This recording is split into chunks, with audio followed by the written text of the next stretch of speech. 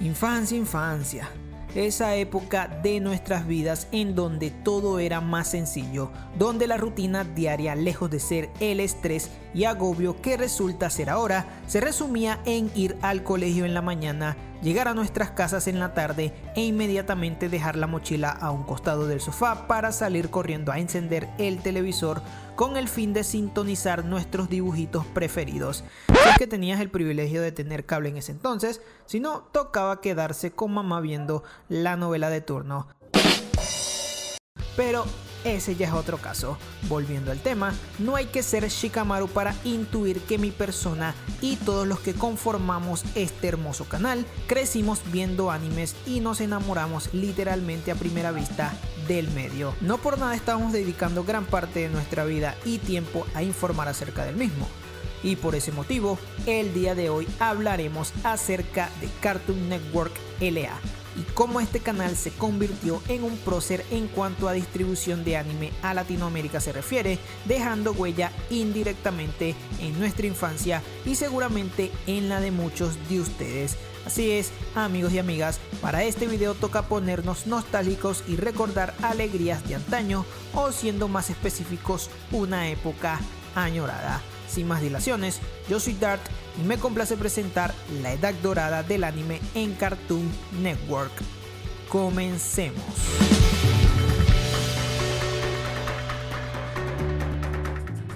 Las primeras pinceladas que darían comienzo a esa época dorada del anime en Cartoon Network LA vinieron el 2 de diciembre del 2002 tras el final del bloque Talismán y la llegada de Toonami, un espacio originario de Estados Unidos que, tal como indicaba su nombre, prometía traernos un tsunami de dibujos animados enfocados especialmente a la acción, y para agrado y fortuna de muchos de nosotros, la animación japonesa constituía una parte fundamental de ese repertorio, y así fue como de lunes a viernes de 5 p.m. a 7 p.m. Toonami nos alegraba las tardes emitiendo de manera consecutiva y en un solo bloque todos los animes ya pertenecientes a la parrilla de programación de Cartoon Network, como lo fueron en ese momento Dragon Ball Z, Pokémon y Gundam Wing, todo en compañía de alguna que otra serie animada de DC Comics y el flamante estreno de Inuyasha, una serie nueva para ese lejano 2002 que pretendía hacerse un hueco en el canal y en nuestros corazones. Con el tiempo, la sección resultó ser todo un éxito, lo que la llevó a ser el hogar de muchos otros grandes animes de la talla de Yu Yu Hakusho, Los Caballeros del Zodiaco, la tercera adaptación de Astro Boy y el reboot de Cyborg 009, entre otros. Sin embargo, a partir de 2003 en México y en 2004 en el resto de Latinoamérica, el bloque Toonami de repente dejaría de transmitirse en la tarde para ser emitido de lunes a jueves desde la medianoche hasta las 2 de la madrugada. ¿Qué? ¿Cómo? ¿Nani? Lo que resultó ser un inconveniente para muchos de nosotros, ya que pasábamos de contar con un cómodo horario que nos permitía disfrutar de todas las series justo después de haber concluido nuestros deberes, a literalmente hacer milagros para poder amargar a nuestras madres y trasnocharnos viendo animes a sus espaldas, cosa que no siempre salía como queríamos.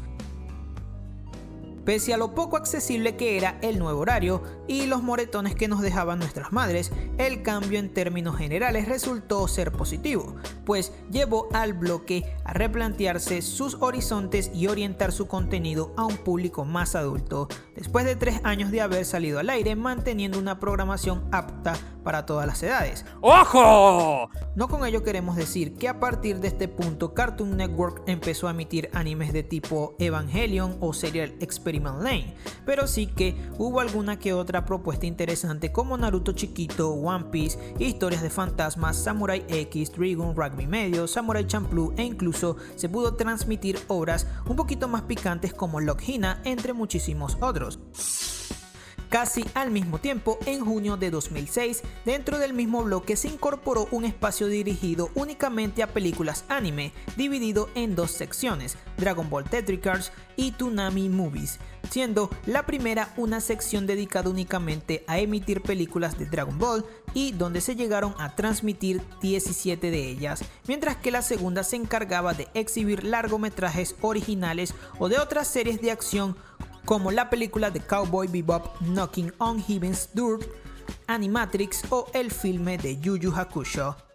No obstante, no todo era color de rosas, pues el bloque llevaba arrastrando una serie de pequeñas polémicas debido a las censuras ocasionalmente estúpidas que sufrían las series, que hay que aclarar no era exactamente culpa del canal, sino de la empresa que las distribuía, como es el caso de 4Kicks o 4Kicks y One Piece.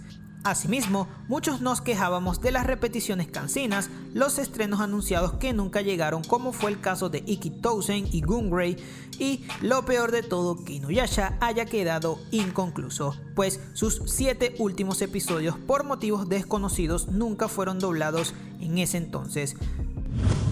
Pese a ello, el anime cada vez parecía asentarse con más fuerza en Cartoon Network, pues al año siguiente, en enero del 2007, tras haberse ampliado la lista de series niponas en Toonami, el blog incrementó su duración de 2 a 6 horas ininterrumpidas de puro anime del bueno. Pero como nos ha enseñado la vida y Olga Tañón, todo lo que sube tiene que bajar. El 26 de marzo de ese mismo año, y a tan solo 2 meses de haberse extendido la duración del bloque, Toonami dejaría la parrilla de Cartoon Network tal como llegó, sin previo aviso. ¡Ya basta, Freezer! Dando inicio al declive de la época dorada. Después de la muerte del emblemático Toonami en Latinoamérica, existieron secciones que intentaron llenar ese vacío que dejó el susodicho bloque, como el Maratón Máximo Desafío, que emitía los primeros 52 capítulos de Naruto y el estreno del segundo OVA.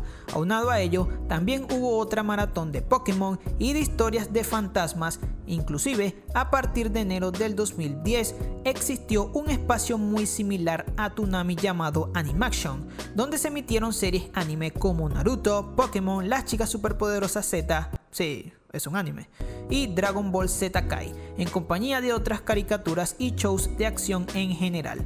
Sin embargo, esta sección se mantuvo tan solo un año, pues en abril del 2011 fue retirada del aire y posteriormente reemplazada por Girls Power, un bloque en donde pasaban las chicas superpoderosas gringas y dibujitos supuestamente dedicados a un público femenino. A partir de aquí, toda esa programación anime que tanto disfrutábamos del canal empezó a desaparecer gradualmente, a excepción de Pokémon y Dragon Ball, quienes han sido las únicas franquicias anime que se han mantenido su vigencia en Cartoon Network. Y así empezó una era de sequía en donde de vez en cuando veíamos pequeños destellos de lo que una vez fue esa gran época anime, como la llegada del remake de Captain Tsubasa y de Super. Pero más allá de eso, no había nada de qué emocionarse. Hasta que llegó Crunchyroll a dar el batacazo. Así es, el hecho de que este video tenga un final feliz se lo debemos enteramente a esa empresa naranja que literalmente todos estaban odiando hace un par de meses. El pasado 18 de agosto de este mismo año, Cartoon Network y el servicio de streaming anime hizo pública en sus respectivas redes una asociación que traería de nuevo al mítico Toonami a esta parte del mundo. Y así fue como a partir del 1 de septiembre, de lunes a viernes, desde la medianoche hasta las 1 de la madrugada, se ha vuelto a transmitir este grandioso bloque totalmente rejuvenecido y respaldado por Crunchyroll, empresa que se ha comprometido a apoyar el espacio con contenido original y series de su catálogo. Desde su regreso, Toonami ha transmitido las 2 temporadas de Mob Psycho 100, Dragon Ball Super, y se espera que a partir del 6 de noviembre Dr. Stone esté también en nuestras pantallas. Al parecer, no todos son malas noticias este 2020, ¿no? Bueno, más o menos, ya que este nuevo Toonami parece que no quiere dejar sus viejas costumbres atrás, tal como pudimos apreciar con la censura medio imbécil que recibió Mob Psycho. Pero bueno, ¿qué podemos esperar? Es Cartoon Network. Nunca lo habíamos mencionado porque no queríamos meter el dedo en la llaga, pero la verdad es que Toonami se siguió transmitiendo con algún que otro parón, pero con relativa frecuencia en Gringolandia a través del canal Adult Swim, teniendo en su catálogo animes actuales de la talla de SAO, Kimetsu no Yaiba, Dr. Stone, Fullmetal Alchemist Brotherhood, JoJo's, Bleach, The Promised Neverland, Rebuild of Evangelion, entre muchísimos otros. Qué hermoso es vivir en Latinoamérica, ¿no creen? Pero, ¿a quién le debería importar Kimetsu no Yaiba? Cuando nuestra versión tercermundista hasta la fecha nos ha regalado más de 30 animes, de entre los que destaca Samurai X, Yu Yu Hakusho, One Piece, Naruto, Dragon Ball, Supercampeones, Pokémon, entre muchísimas otras grandes series que influyeron y marcaron nuestra infancia. Tan solo nos toca rezar para que en su regreso a Toonami le vaya de maravilla y siga haciendo lo propio con esta nueva audiencia. Y, ¿por qué no?, que dé comienzo a una nueva época dorada en Cartoon Network.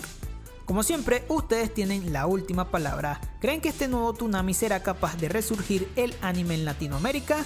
Si no es así, ¿cuál fue la serie que marcó tu infancia en la vieja Toonami? Déjenos su respuesta en los comentarios. Sin más, fue un gusto hacer este video para ustedes. Yo soy Dart y nos vemos.